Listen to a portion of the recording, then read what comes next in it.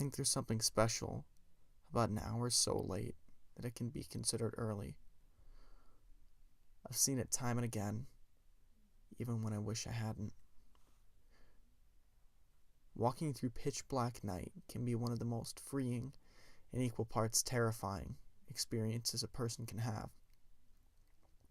You begin to care less and less about the triviality of your problems as you slowly sink into the inky blackness of the nether, letting the nothingness all around you consume your mind. I can recall one night in particular, a night where sleep refused to come to me, and I was waited on by what felt like my only true companion, the summer night air.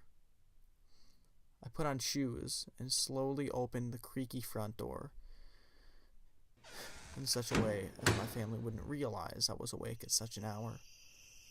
Walking down my driveway to the street, I was greeted with not a sound or visual in sight. I was, in the greatest sense of the word, alone. I remember taking in a deep breath, sighing at my current predicament. I was troubled. This I knew for sure. One doesn't keep themselves from one of the vital functions for living unless something is tormenting them. But, for the life of me, I couldn't figure it out. Everything felt as if it was going well in my life. I had a girlfriend who I cared about deeply and who cared about me. I was going off to college in a few weeks, and I was content with where I was in life. I fit the textbook definition of happy, and yet here I was, walking down a wooded path with nothing but trouble on my mind. During this time, one can reflect on the past, present, and future without being bothered. In a world as fast as ours, it is easy to never get time for reflection for the next day, to never fully process life as it zooms past us. But in these moments, it's impossible to not think about the life one is living, the experiences going on around them, the truths that are held to be self-evident throughout that one would never pick up on by being a bystander in life. The world doesn't revolve around you, we're taught from the very beginning of our lives. But in these moments, with no one around to hear or see, who is to say that we do not create our own world? A vision inside our minds, not forced to share with others. A 4 a.m. universe that disappears when the sun comes up, followed hand in hand with it the problems of our lives. I look up, realizing how far I have walked. In the middle of the woods, miles away from any beaten path, I sit down, taking in the pure nothingness around me. Even though I can barely see a foot in front of me, I have the most clarity I have ever had in my life. Any problem feels solvable. Any moment, conquerable. It was at this time that I realized the reason for my walk out into the wilderness.